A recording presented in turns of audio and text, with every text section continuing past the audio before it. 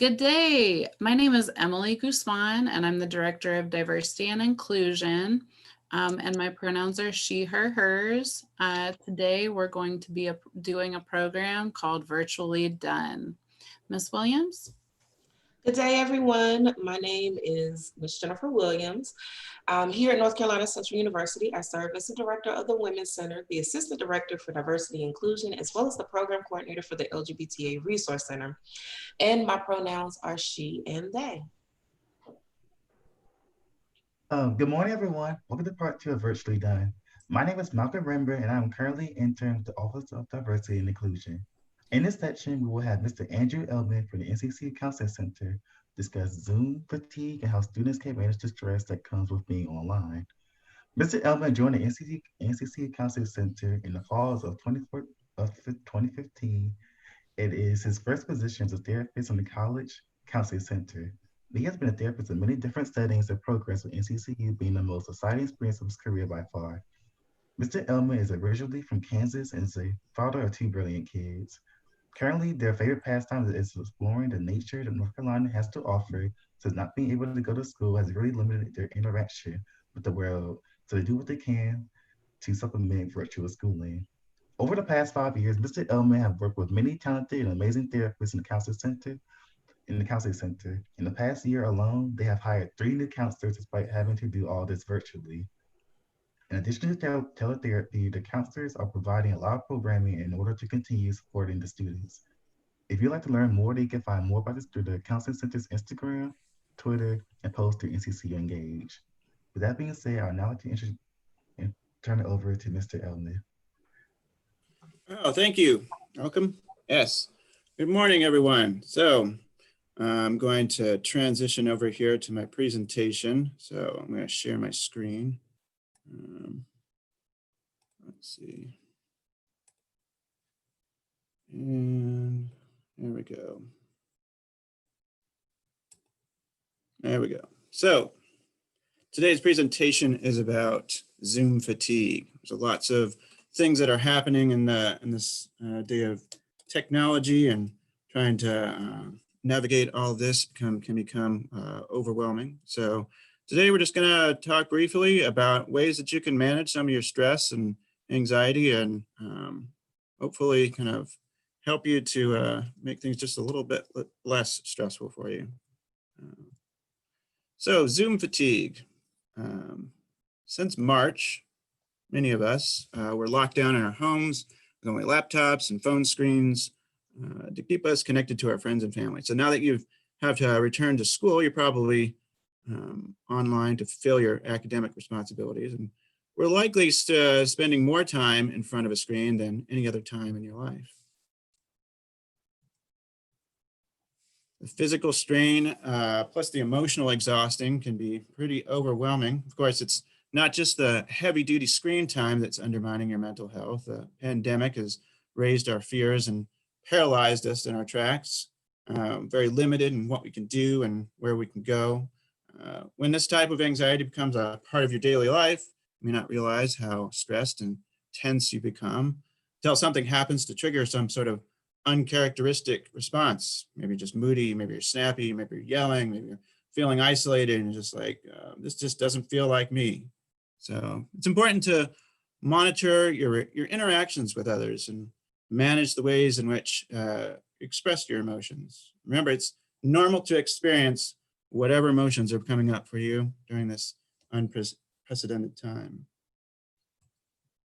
Social exhaustion in a time of social distancing. In an article, journalist Julia Schuyler explained some of the factors that contribute to what we are calling Zoom fatigue. And she notes that whatever virtual platform you are using to interact, including FaceTime or Skype or Google Hangouts, whatever you use, there's this widespread use during COVID-19 pandemic has launched this unofficial social experiment showing that what's been true.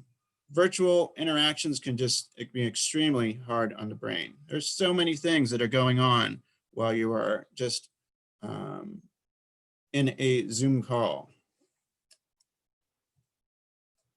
Social exhaustion in a time of social distancing. Most of the us can relate to this experience as we sit at attention for maybe hours at a time, nodding appropriately, smiling awkwardly, trying to observe virtually, meeting protocol, maintaining eye contact. Feel sometimes going to be a little bit unnatural how much eye contact you have with what's going on in a Zoom call. So you're on your sixth Zoom meeting of the day, but you're hanging out with your friends for a virtual party or virtual happy hour. You're likely to feel a kind of exhaustion from that screen time. It's unlike any other exhaustion you'd feel, maybe, like as opposed to going to the gym. Even extroverts can feel worn down to this kind of high intensity of virtual connecting. Social exhaustion in a time of social distancing. And not only does Zoom zap your energy and your brains, but it also beats down your bodies. Can you feel the numbness in your legs and your lower extremities, like you've been sitting there for hours and hours and hours? From a numb butt to your aching back to a dull throbbing headache, eye strain. Ever feel like you need to go to the optometrist and have your prescription checked after a few hours? But sitting in one position can leave you kind of feeling kind of cranky, or even avoidant of keeping your camera off, just to kind of not feel like you have to be public all the time. Part of the craziness now is that that your homes or your dorm rooms are now your workplaces and your classrooms and our screens, and so it may just be difficult to establish boundaries that you can do face-to-face settings. You can. So here are some tips to help zap the Zoom fatigue. Say that 3 times fast. Use your phone, not your computer, to call in some of your meetings. This can be kind of stressful because you have to show up in voice only. Well, so at least you don't feel like you have to be so public. You're kind of staring. It's like staring at yourself in the mirror a lot of the time. When you're not chained into a position, posing like this kind of living headshot, we can move around and step onto your porch, maybe go outside and walk around. How many of us tend to doodle during meetings, stare out the window, make mental to-do lists? And when you're on a face on a screen, it's hard to get away. So it's little inattention. Cut yourself some slack. Use your phone it in. Don't schedule back-to-back class meetings. Try to give yourself some break time. Remember back when you were taking your courses and you would have to factor in time to get to your next class. So your commute has been reduced to none as you just kind of sit in your dorm room. So give your brain a chance to switch gears, get yourself moving between your classes. Take a break from the screen between classes and get fresh air. Maybe go outside, drink some water, do some quick exercises, take a 10-minute brisk walk inside or marching in place. Let's see. So when you're in a meeting, focus on listening and taking paper and pen notes rather than doing screen duty when you can. Taking notes by hand has been shown to increase retention in the classrooms. So try to only focus on what's being said. Multiple video conferences in one day tend to blur one into another, just as the days do. So by focusing on what is happening and writing notes as you go, you'll be able to stay focused and retain what is being shared. Make sure your home office feels different from your living area, even if it's the same space. Wow, that's confusing, isn't it? How do you do that? Change the lighting. Maybe try not to sit on your bed. Maybe when you feel you're working around the clock or your computer, have tricks to help you feel that there's a boundary between school and play. That can be pretty important. So the resources that are available to you on campus, well, no one is sure like how long we'll be encouraged to do everything remotely or keep distance. Please remember to prioritize your personal well-being, look out for your physical health and your mental health as well. The Counseling Center is still providing services to you at no additional fee from our virtual drop-in groups, as shown here, as well as individual and couples counseling. You can get in touch with the Counseling Center. As you can see, the number here listed below. Also, I have listed the Counseling Center's Instagram account. So that is their presentation here for today, but I think the others may have some questions for me. I'm going to stop sharing the screen here. Or should I just keep it up?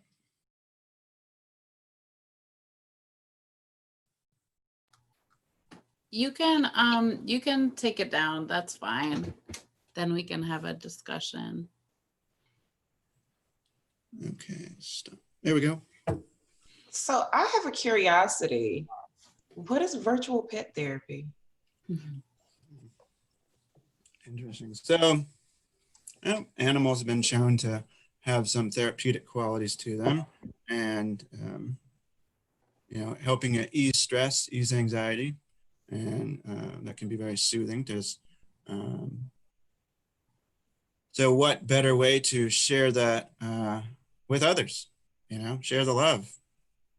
Your pets can join in this virtual pet therapy group, and get a chance to meet other pets that are probably don't get as much social time either. I love that idea.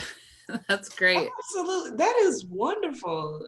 I've started following like kitten and cat pages on Instagram, and so I will just take a minute and just go look at some kittens. But I didn't know that was something that you all were doing. I really like that. Who's running that group? I believe it's Lisa Chapman. That's awesome. Chaplin, sorry. Yeah. That's a wonderful idea. I love that. Usually one of my dogs is, video bombing from behind, busting into the room at inopportune times. So Right. That's and really my daughter's got a hamster as well as a dog. Hamster makes it to the Zoom calls a lot of the time. Love it. I love it. That's great. Some of our colleagues probably wouldn't appreciate it if I brought my snake to the Zoom calls. So I don't do that. So I do have one question. How often should you take a break from your screen? How often do you recommend you take a break, if possible, like ideally? So while you're in the call, it's important to take some mini breaks, build in some mini breaks, resting your eyes, looking away from the screen. Try not to maintain that like lock on the screen all the time. So, avert your eyes maybe every 10 minutes or even 5 minutes. It's a long time to be staring at something. So it's like I think I went to the optometrist a couple years ago, and they tried to sell me on these computer screen glasses. And I was like, I don't need those. And then we have COVID, in which everything becomes virtual. I'm like, oh yeah, those would be really helpful right now.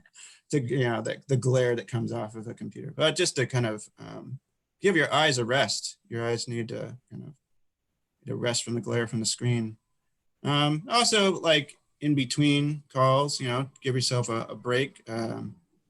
Maybe take, as I was stating earlier, some of the tips. You just give yourself some exercise, or go out and do something, change up your environment. Great. So I would say, intermittently, 10 minutes, 5 to 10 minutes, and also completely for, hour or 2 hour if you have the ability to do that. Awesome. Thank you. And I was also wondering if you could talk a little bit more about separating school and personal time boundaries, especially when you're thinking about a small dorm room, or if you're sharing space with your family member, things like that. How would you suggest separating that space? So it's really important to change up your environment for the different aspects of your life. You know, this may be hard to do when you're limited to where you can go and how you can interact with others.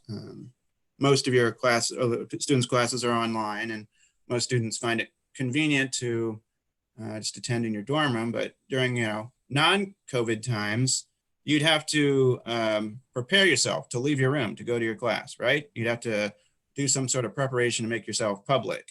And what happens when you don't have to do that so much, right? Maybe we're all kind of presentable from like, the shoulders up, but, what are you telling yourself by like, in your, maybe not as much preparation? I encourage people to kind of feel like the purpose of preparation is to preparing yourself for this transition from I was just asleep 10 minutes ago to now I'm in my classroom.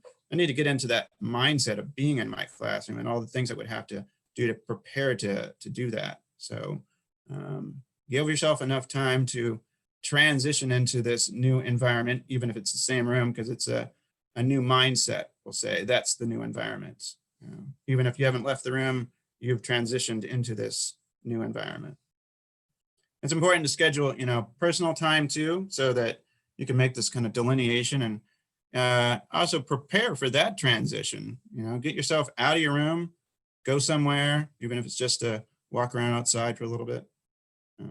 But yeah, transitions and changing up your environment is pretty important to setting personal boundaries.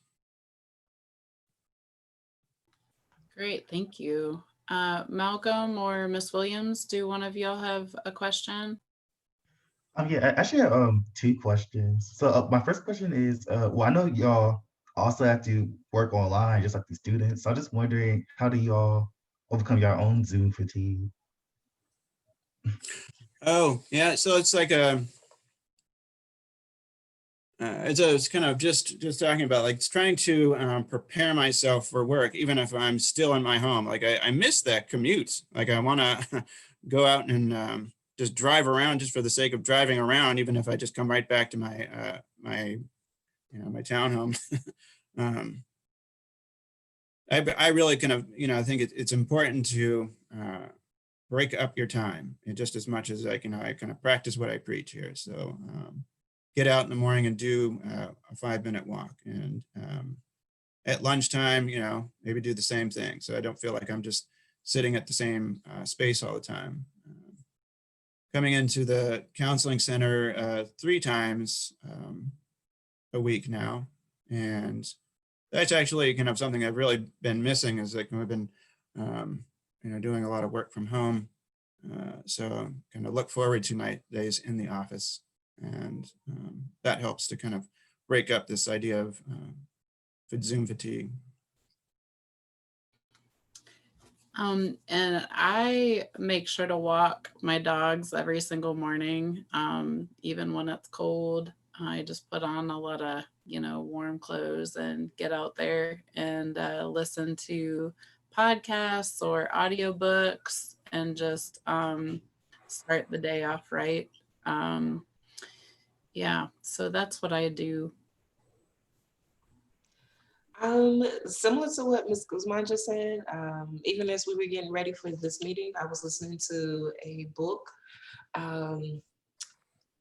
I've been trying to do more stuff outside, even, as things cool off. Just, I've even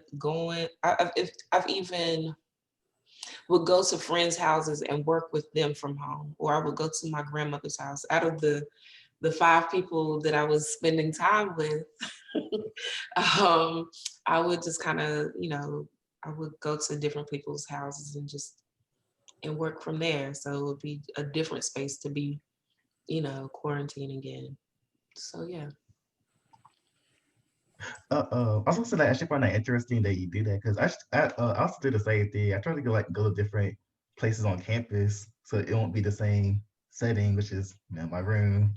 So I find it interesting. Also, I like that, like what Mr. Elman said earlier about like the walk to classes prepare you to be in class, because that is I feel like that's why I'm missing too. Like it's just like I wake up and then maybe like wash up and stuff, and then hop on a Zoom call. That's not really preparing me to be talking to important people. But yeah, I thought that was interesting to say. So I like the idea of walking and like being active before you get on the call. My last question is, well, I'm actually on campus, so I was wondering if, let's say I call the counseling center number, is it possible to schedule an in-person thing, even if I wear a mask, or is everything actually online? Yeah, unfortunately, we are doing only teletherapy. So all of our counseling is online, and yeah, we even our walk-in kind of service that we provide, students still need to call the counseling center and still do an assessment that way too. But that service is still available. As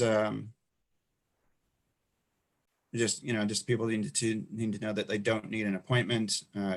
For counseling, you need a normal counseling. You would set an appointment with your therapist, but our walk-in service is you just call and you can still meet with a walk-in counselor if you're in crisis. So in that same vein, I'm wondering, how do you know if you need counseling? What would tell you that you need counseling? And how is it different than me just going and talking to my friends or my family? How would it help me? So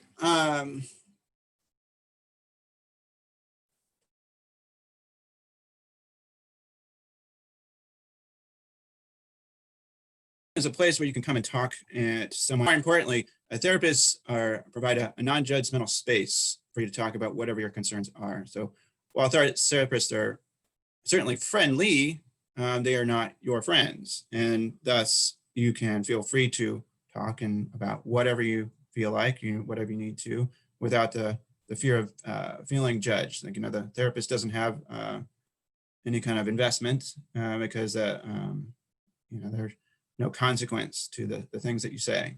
We're here to support anything that you need to explore and talk about. Great, thank you. What about one additional question? What about when do you say you've been seeing a counselor, or maybe not, maybe you don't want to see a counselor? How would you know if maybe medication might help with your anxiety or depression that you're feeling? So I think that my personal take on medication is that it's a tool to help someone feel relief from symptoms that you're experiencing. And I think that it makes it easier to talk about certain things. It can be very distressing to talk about. Certainly like traumatic things or just really intense things, it can just talking about them brings up this kind of overwhelmingness. So the medication helps to regulate some of that. And also, say, for instance, somebody is experiencing a chronic depression, it provides some relief from feeling some of those symptoms too. Depression can be, as crippling as even, being physically disabled, because it's like so limiting in the amount of energy that you have putting towards your daily activities. And that could be pretty dysfunctional. So medication helps to get some relief from that. One can certainly work through therapy without medication. I don't really ever encourage people to just take medication and not counseling, because counseling is a place that you develop your insight into what is happening. The goals of counseling and therapy are to help improve quality of life and have some deeper understanding on why you experience what you experience.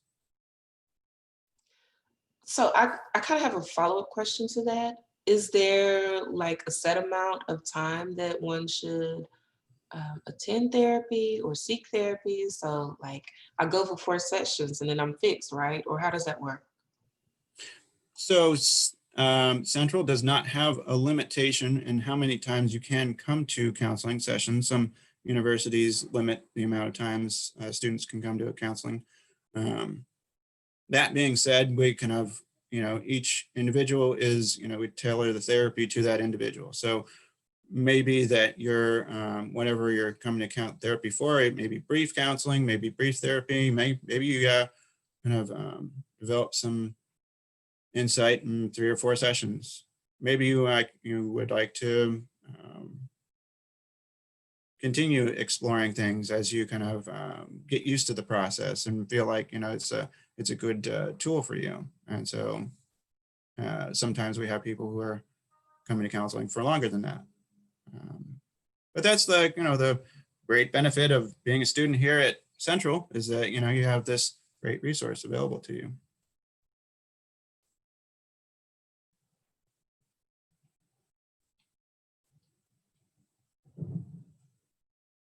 Well, this is not really a question, but it's like more of an idea that it's like more of an idea that I always had. So I feel like students, they're like comfortable with talking about it, but I feel like they'd be more comfortable if they just write it in, like basically like write it into a counselor, like basically like, because talking about your personal business is hard, but especially if you're looking at the person. So I was just wondering if y'all ever thought about having like a system where a student could write in like what's going on with them instead of just speaking to the counselor over a Zoom call, or is that something that's not really possible, or maybe they could like do both?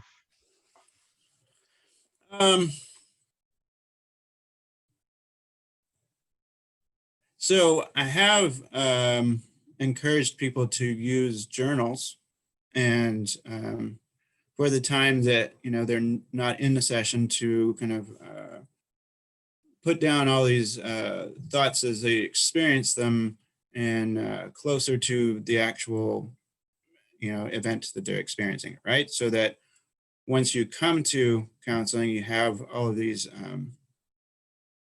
you remember what you want to address during that time.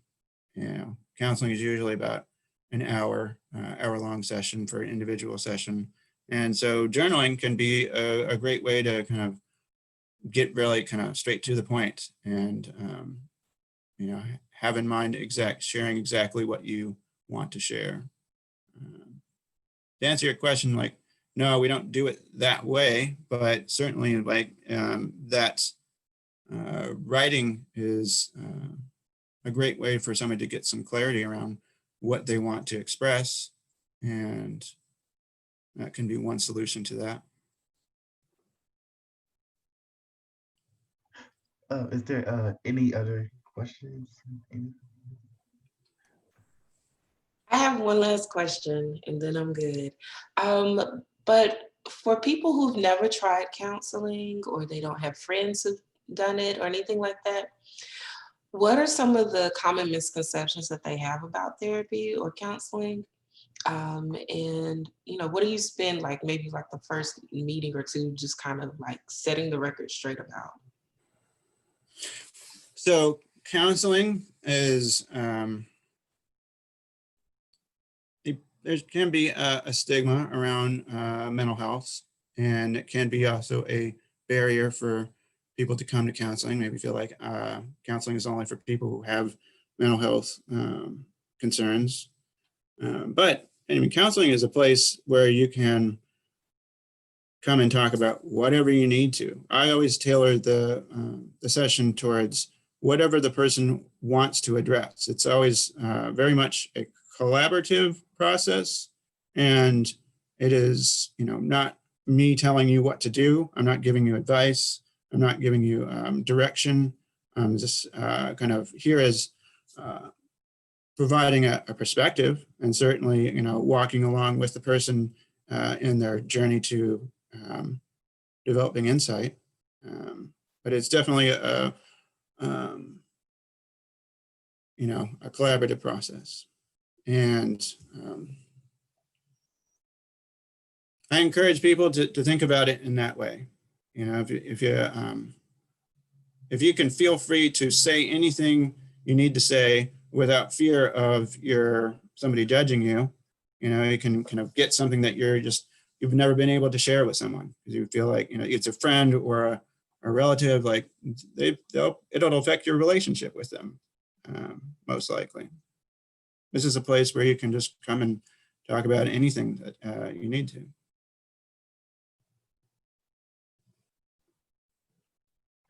Well, thank you, Mr. Elvin, for being part of this event and also giving students the strategies and resources that they could use to not feel so overwhelmed by stress in their online courses. Uh, Also, I'd like to thank the viewers for taking the time out of your days for watching this event. With that being said, this will not conclude the last half of the virtually done session. If you have any questions or concerns, then please leave them in the comment section below. Thank you.